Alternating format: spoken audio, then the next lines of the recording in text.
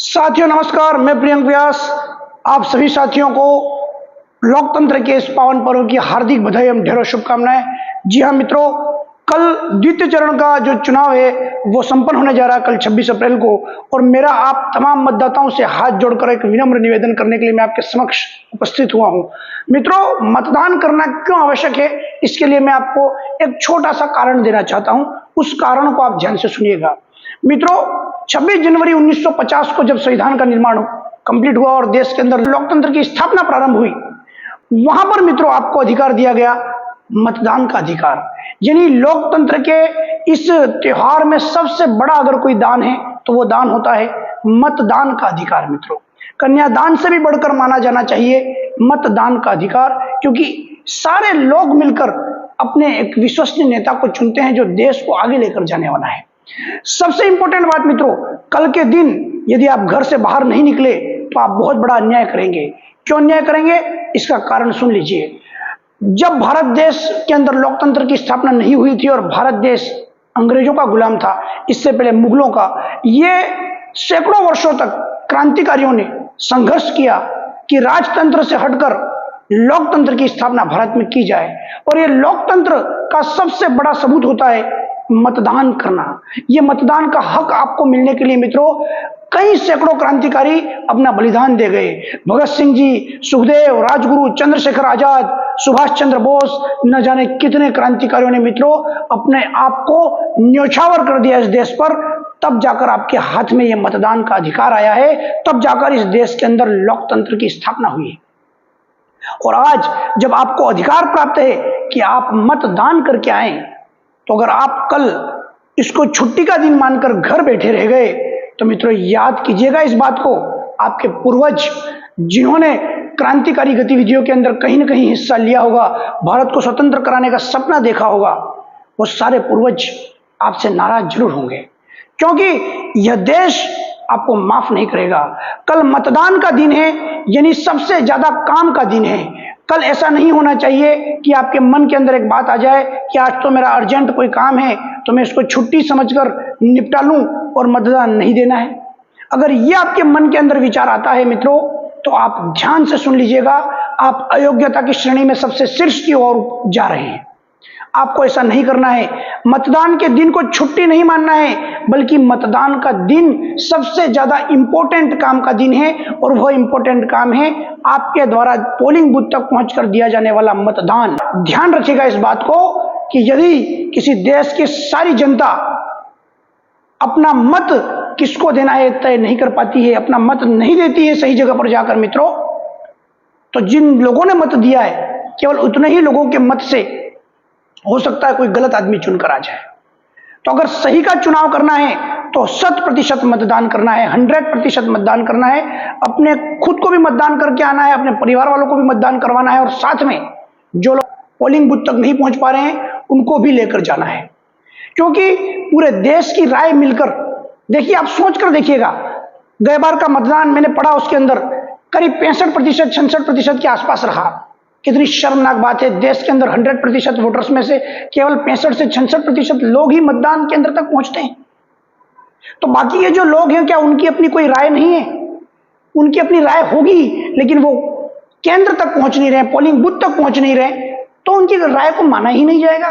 तो आप कम से कम अपने पोलिंग बूथ तक पहुंचिए, मतदान कीजिए और ध्यान से सोचिए, अगर 100% मतदान होता है, अपने क्षेत्र के 100% मतदाता जाकर यदि अपना मत वहां पर देते हैं कि मैं इसको चुनना चाहता हूं, जो भी आपको सूटेबल लगे, तो सोचिए इस देश का निर्माण कितना भव्य तरीके से होगा, क्योंकि उसके अंदर सभी का योगदान होगा, सभी की राय ली गई होगी। वरना आप राय नहीं देंगे तो उससे क्या होगा, अन्य लोग राय देंगे, उससे आपका जो नेता है वो चुनकर आ जाएगा। तो अपनी राय जरूर रखने चाहिए।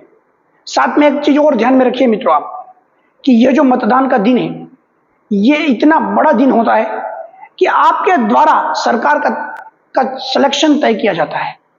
तो इस दिन आपको अधिक से अधिक मात्रा में मतदान केंद्रों तक पहुंचना है, लोगों को पोलिंग बूथ तक ले जाना है, जो लोग नहीं जा पा रहे हैं उनकी आपको मदद करनी है, सभी को जागरूक करना है और अधिक से अधिक 100% मतदान आपको करना है, देश हित में मतदान करना है।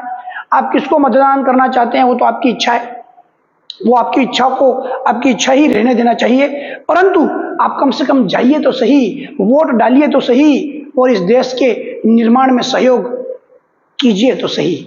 यही मेरा आपसे निवेदन है। मित्रों, एक प्रेरणास्पद कहानी मैंने, एक प्रेरणास्पद स्टोरी या कह लीजिए एक प्रेरणास्पद न्यूज मैंने कहीं सोशल मीडिया पर और कहीं अखबार के अंदर मैंने कहीं देखी पढ़ी, जो मेरे ध्यान में आ रही है। टीवी वगैरह पर भी उसको चलाया गया था कि एक एनआरआई जो ऑस्ट्रेलिया के अंदर रह रहा है, वह यहाँ पर मतदान करने के लिए आना चाह रहा था भारत में। तो उसको वहां से कंपनी ने कहा कि अभी आपको छुट्टी नहीं मिलेगी, अगर आप छुट्टी लेना चाहते हैं तो आपको कंपनी छोड़नी पड़ेगी। तो वह ऑस्ट्रेलिया का जो एनआरआई है, जो प्रवासी भारतीय है, उसने उस नौकरी को लात मार दिया, उस नौकरी को छोड़ दिया है और वो भारत में पहुंचा है मतदान करने के लिए। मित्रों, कितनी बड़ी बात है। उसने अपने हक को समझा है। क्या आप अपने हक को नहीं समझ सकते? एक एनआरआई व्यक्ति जो वहां पर लाखों रुपए कमा रहा होगा, वो अपनी नौकरी को लात मार करके अपना हक निभाने के लिए यहां पर आ रहा है, तो क्या हम हमारे घर से बाहर नहीं निकल सकते? दूसरी चीज मित्रों, मैं और आपसे कहना चाहूंगा कि ऐसा व्यक्ति जो कल यदि मतदान नहीं करेगा, तो ध्यान से सुन लीजिएगा, जिस व्यक्ति के उंगली पर कल शाही का निशान लगा नहीं होगा, उस व्यक्ति को पूरे 5 सालों तक किसी भी राजनेता पर उंगली उठाने का हक नहीं होगा। तो अगर आप अपना हक उंगली उठाने का रखना चाहते हैं, किसी पर सवाल या निशान लगाना चाहते हैं, तो सबसे पहले अपने फर्ज को अदा कीजिए। आपको दिए गए जो हक है उसको आप पूरा कीजिए। मतदान केंद्र तक जाइए और अपने परिवार वालों को भी लेकर जाइए। जो योग्य कैंडिडेट है उनसे मतदान करवाइए और देश हित में मतदान करवाइए, क्योंकि देश का निर्माण आपके हाथ में है। देश का निर्माण आपके मत पर डिपेंड करता है। लोकतंत्र में एक वोट से जीत और हार तय होती है मित्रों, और ये बहुत बड़ा कुठाराघात हो सकता है कि अगर आप ये सोच लें कि अन्य लोग वोट दे देंगे तो उससे फैसला हो जाएगा, हम क्यों वोट दें। तो कम से कम अपना तर्क, अपना विचार, अपना आउटलुक, अपना दृष्टिकोण मतदान के माध्यम से तो रखिए।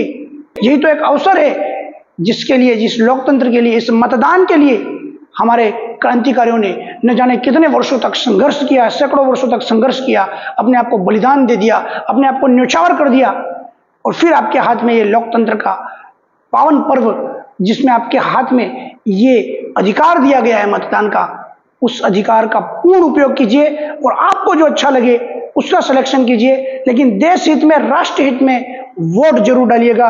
यही हम अपील करते हैं। मां सरस्वती धाम कोचिंग क्लासेस ऋषभ देव और खेरवाड़ा और वृंदावन म्यूजिक स्टूडियो ऋषभ देव की तरफ से, वीएमएस स्टूडियो ऋषभ देव की तरफ से मैं प्रियंक व्यास आपसे निवेदन करने के लिए यहाँ पर उपस्थित हुआ हूँ कि अधिक से अधिक मतदान करें, जरूर मतदान करने जाएं। मतदान यदि आप करेंगे तो आप पूरे 5 वर्ष छाती ठोककर किसी से भी सवाल कर सकते हैं, लेकिन अगर आप मतदान नहीं करेंगे तो फिर आपको किसी से सवाल करने का हक नहीं बनता है। सबसे पहले खुद से सवाल कीजिए। मतदान करेंगे तो फिर इस देश के अंदर आपकी भागीदारी भी सुनिश्चित होगी। अपने मतदान का सही उपयोग करें। मतदान को देश निर्माण के अंदर काम में आने वाला हथियार के रूप में सिलेक्शन करें, हथियार के रूप में उसका प्रयोग करें और सही व्यक्ति को चुनकर लोकसभा में भेजें, सांसद के रूप में उसका सिलेक्शन करें और देश में देश हित की सरकार का निर्माण करें। तब तक आप हमारे साथ जुड़े रहे। वंदे मातरम। भारत माता की जय। इनकलाब जिंदाबाद। जय माता सरस्वती जी। जय बजरंगबली।